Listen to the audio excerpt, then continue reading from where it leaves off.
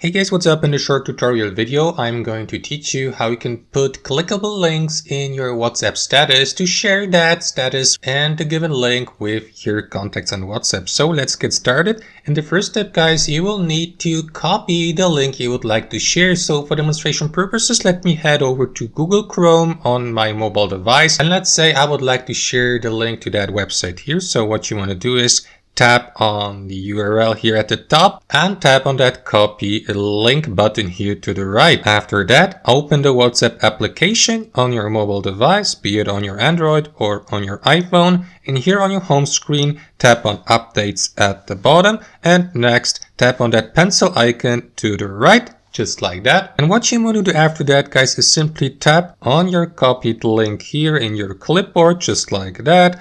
And that is going to add that link to your WhatsApp status. What you may do after that, guys, is for instance change the given status background color. You can do that by tapping on that color palette button or icon in the top right corner, and each time you tap on it, the background color is changed. As you can see, you can do the same with your status font by tapping on that T icon here to the left, and each time you tap on it, the font of the given status is changed. And last but not least, you may also add emojis if you like to your status by tapping on that emoji icon here. And last but not least, guys, tap on that arrow to the right icon here to the right to publish your status on WhatsApp so that your contacts on WhatsApp may see your link whenever your WhatsApp status is displayed to them, so that they may check that link out and click on it if they like and get redirected to the destination page. And that's basically it. Thanks for watching and have a wonderful day.